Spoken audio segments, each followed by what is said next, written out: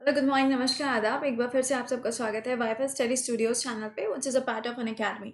सो फिलहाल हम लोग यहाँ के इस पर्टिकुलर सेशन में जो डिस्कशन कर रहे हैं, that is our target for 40 days. और ये जो आपका एग्जाम कवर करेगा वो एसएससी एंड यूपी पीटी को कवर करेगा।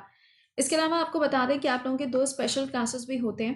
पहला क्लास जो है वो सुबह 10:30 बजे अन अकेडमी पे रहता है, जहाँ पे आपको state wise current affairs revision चल रहा है 2020 से लेकर 2021 का। और सेकंड क्लास जो आपका हो रहा है वो है दोपहर में 2 बजे, जहाँ पे आपका मॉक चल रहा है एसएससी जेडी का। तो ये दोनों चीज़ें जो हैं वो आपके लिए फ्री ऑफ कॉस्ट आपको दोनों क्लासेस मिल जाते हैं स्पेशल क्लासेस की कैटेगरी में। कैसे ज्वाइन करना है, वीडियो के डिस्क्रिप्शन में लिंक लिखा हुआ है, join me on Unacademy. उस पर क्लिक करेंगे आप तो आपको सामने मेरी प्रोफाइल ओपन हो जाएगी, आप उसको क्लिक करके मुझे फॉलो कर सकते हो, ठीक है। तो वहाँ से आपको मेरे हर एक क्लास का नोटिफिकेशन मिलता रहेगा। इसके अलावा आप यहाँ पे डेली बेसिस पे करंट अफेयर्स ज्वाइन करते हो, दैट इज एट 7 AM, सुबह 7 बजे। जहाँ से आपको मालूम ही है कि अभी आपने देखा कि यूपीएससी आईएएस का पेपर था, वहाँ से भी काफ़ी सारे क्वेश्चंस बने, या आपका फूड कॉर्पोरेशन का था। तो या देखो, हर एक एग्जाम के लिए जो करंट अफेयर्स है ना वो आपका यहाँ पे कवर हो जाता है, तो आपको 10 जगह भागने की जरूरत नहीं पड़ती है। तो डेली बेसिस पे सुबह 7 बजे सेशन को मिस मत करिएगा। मैंने आपको स्पेशल क्लासेस की टाइमिंग्स बता दी है, टॉपिक क्या है वो भी आपको बता दी। चलिए शुरुआत करते हैं यहाँ पे सेशन की।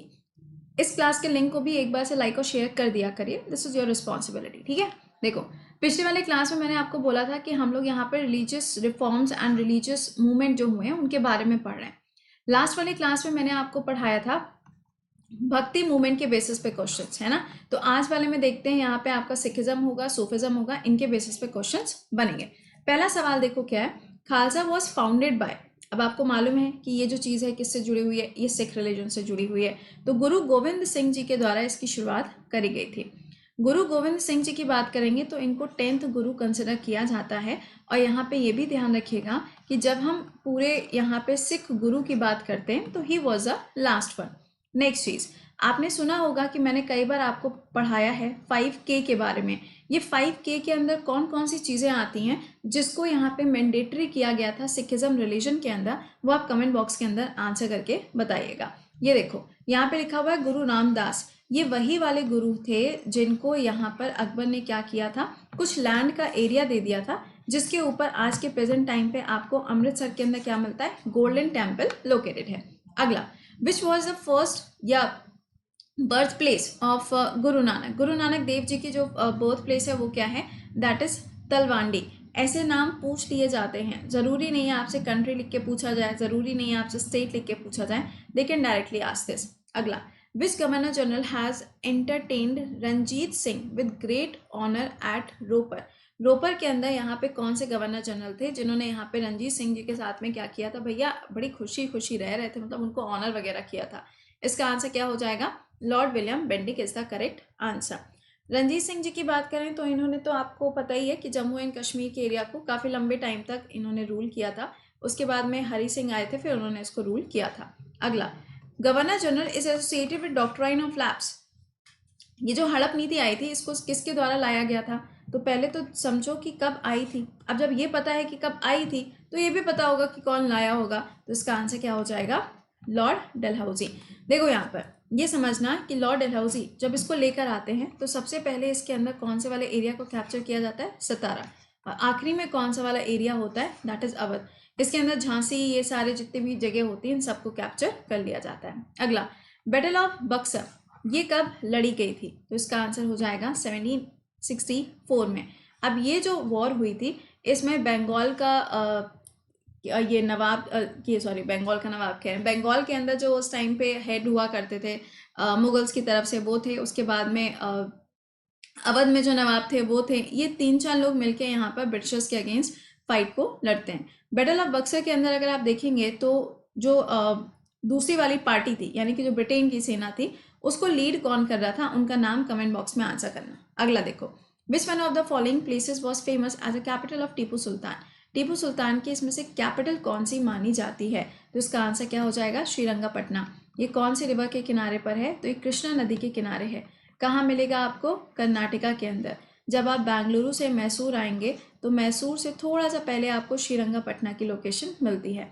वहाँ पे टीपू सुल्तान के नाम पे वहाँ एक इनका मकबरा भी बना हुआ है, जहाँ पे इनकी जो तलवार वगैरह है, जो इन्होंने तोपे वगैरह इन्वेंट करी थी, वो सारी चीज़ें आपको यहाँ पर मिलेंगी। अगला, when did the British government started ruling India directly, यहाँ पे ब्रिटिश सरकार ने पूरी तरीके से भारत के ऊपर कब कब्जा कर लिया था? तो इसका आंसर क्या होगा?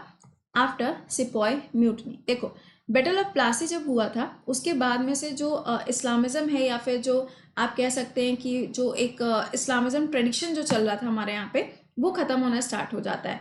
दैट मीन्स यहाँ से शुरुआत तो होती है प्लासी से, लेकिन पूरी तरीके से इसको यहाँ पे इंडिया को कैप्चर नहीं कर पाते ब्रिटिशर्स, क्योंकि कहीं ना कहीं यहाँ पे उस टाइम पे नवाब हुआ करते थे, सुल्तान हुआ करते थे, इन सब की बहुत ज़्यादा सुनी जाती थी।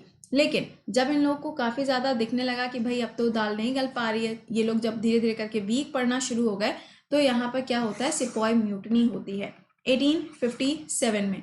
और इस 1857 के बाद में 1858 से पूरी तरीके से कैप्चर कर लिया जाता है इंडिया को, किसके द्वारा? ब्रिटिशर्स के द्वारा। अगला, who issued firman granting Diwani of Bengal, Bihar and Orissa to the English, ये किसके द्वारा दी गई थी? तो इसका आंसर हो जाएगा शाह आलम टू। क्या आंसर है? शाह आलम टू के द्वारा यहाँ पे इनको जो दीवानी राइट्स यानी कि टैक्स कलेक्शन का जो राइट है वो दे दिया गया था।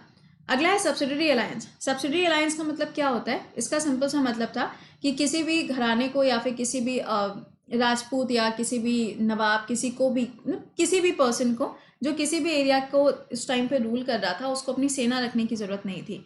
They will be the responsible personality, यानी कि जो ब्रिटिशर्स थे उनका ये कहना था कि हम यहाँ पर आपको क्या करेंगे, जब भी आपको सहायता चाहिए होगी तो हम आपको सहायता आके देंगे। यानी कि आर्मी की जो फैसिलिटीज थी वो यहाँ पे किसने देने की बात कर दी? ब्रिटिशर्स ने कह दी। अब पूछा जा रहा है कि यहाँ पे who was the first Indian native? Answer क्या हो जाएगा? निज़ाम। अब निज़ाम कहाँ पर? हैदराबाद के अंदर। अभी भी प्रेजेंट टाइम पे आप देखोगे तो निज़ाम का जो कल्चर वगैरह था वो आपको हैदराबाद के अंदर मिलेगा। नेक्स्ट देखिए, the founder of autonomous kingdom of the Awadh. Awadh kingdom जो फाइंड करी गई थी या फिर जिसको बनाया गया था, शहादत खां के द्वारा इसको बनाया गया था। और इसमें जो सबसे आखिरी में नाम आता है वो किसका आएगा? बेगम हजरत महल का, क्योंकि वही 1857 में यहाँ पर रूल कर रही थी। उसके बाद में पूरी तरीके से कैप्चर कर लिया जाता है। अगला, who is the following who of the following joined the Mir Qasim and Sujaud-Dawla in declaring the war upon the East India Company and later defeated the British at the Battle of Buxar?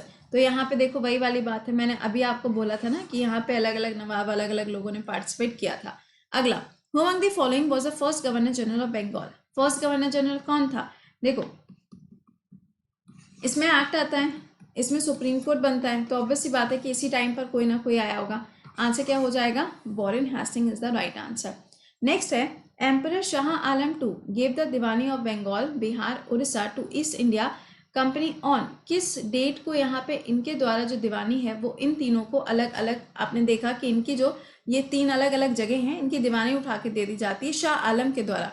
तारीख क्या होती है यहाँ पे? 12 अगस्त होती है, 12th of August 1765।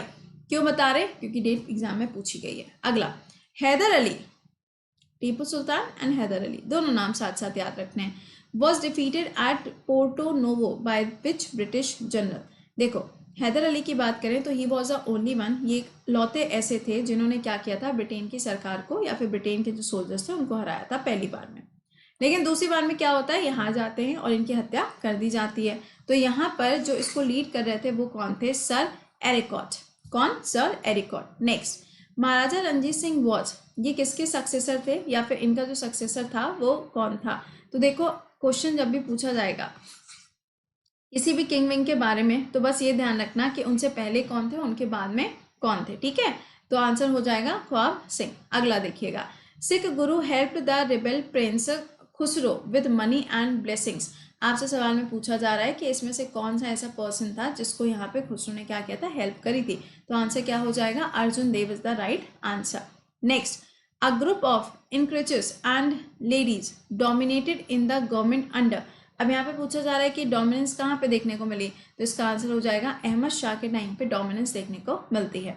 Next, Guru Nanak Dev was establish Sikhism. Guru Nanak Dev ने Sikhism की शुरुआत कब से करी है? तो देखो यहाँ पे सिंपल सा कॉन्सेप्ट है कि जब यहाँ पे देखो क्या नाम है, सिकंदर लोदी के टाइम पे करी गई है। लोधी डायनेस्टी की बात करोगे या तुगलक है या आपका खिलजी डायनेस्टी है, तो ये सारी की सारी जो डायनेस्टी है ना, ये आपको मिलेंगी किसके बाद में? जब यहाँ पे धीरे धीरे करके इन लोग का रूल कम होता जाएगा ना, तब ये उभर के क्या होती है? आगे आती है। ठीक है, चलिए नेक्स्ट बताइए, आदि ग्रंथ एंड गुरु ग्रंथ साहिब ये जो हैं ये दोनों क्या हैं? तो ऑब्वियस सी बात है कि ये दोनों यहाँ पे काफ़ी होली बुक्स हैं और इनको अर्जुन देव के द्वारा कंपाइल किया गया था। Next, first governor general of India was appointed in, इनका अपॉइंटमेंट कब हुआ था? तो आंसर हो जाएगा 1883। है कौन फर्स्ट? तो आंसर हो जाएगा Lord William Bentinck is the right answer. Next देखो, which one of the following was the capital of Raja Ranjit Singh of Punjab, इनकी कैपिटल क्या थी? तो इनकी कैपिटल हो जाएगी लाहौर।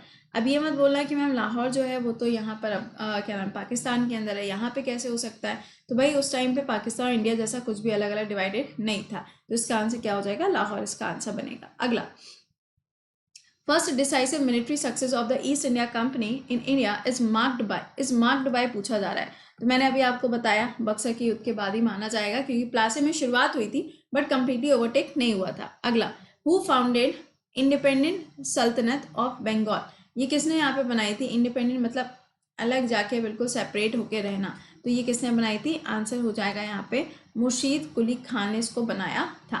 नेक्स्ट देखिए, सिख गुरु का आपको नाम बताना है जिन्होंने यहाँ पर एक ट्रेडिशन जो है उसको यूज किया जाता है, दैट इज यहाँ पर सच्चा पातशाह किसको बोला जाता है? तो इसका आंसर हो जाएगा तेग बहादुर जी को बोला जाता है। इनके एग्जीक्यूशन के बारे में भी कई बार सवाल पूछ लिए जाते हैं कि इनका जो एग्जीक्यूशन है वो किसके टाइम पे हुआ? तो औरंगजेब के टाइम पर हुआ था। तो ये तो था हम लोग का कुछ रिवीजन का सेक्शन, जहां से मैंने आपको कुछ क्वेश्चंस करा दिए। अब इसी तरीके से डेली बेसिस पे अपने लोगों का ये क्लास चलता है, थोड़ा थोड़ा रिवीजन करो बट रिवीजन करते रहिए। अभी आपसे मिलेंगे कितने बजे? 7 बजे मुलाकात करेंगे। लेकिन उसके अलावा आप में से जो बच्चे ऐसे हैं जिन्होंने अभी तक पेड बैच ज्वाइन नहीं किया है, आपके पास में कम टाइम बचा हुआ है, जब आप इसको ज्वाइन करेंगे तो आपको इसके अंदर ये सारे के सारे एजुकेटर्स के क्लासेस मिल जाएंगे। ठीक है, 21 से नया बैच स्टार्ट हो जाएगा। और इसके साथ में ये भी ध्यान रखिएगा कि इसके अंदर आपको काफ़ी सारी चीज़ें भी मिलेंगी, जैसे कि मान लीजिए डाउट क्लियरिंग सेशन है, पीडीएफ से एवरीथिंग विल बी प्रोवाइडेड। ठीक है, और हाँ, इसका प्राइस हाइक होने वाला है, तो अगर आप एसएससी के साथ में बैंकिंग का बैच लेना चाहते हो ले सकते हो, अगर आप यहाँ पे रेलवे के साथ में बैंकिंग का बैच लेना चाहते हैं तो वो भी ले सकते हैं, या सिर्फ आप अगर एसएससी का बैच लेना चाहते हो तो आप वो भी ले सकते हो। कोड क्या रहेगा? ठीक है, चलिए अभी आपसे मिलते हैं 7 बजे के सेशन में। टिल देन खुश रहिए, मुस्कुराते रहिए, bye bye and take care guys.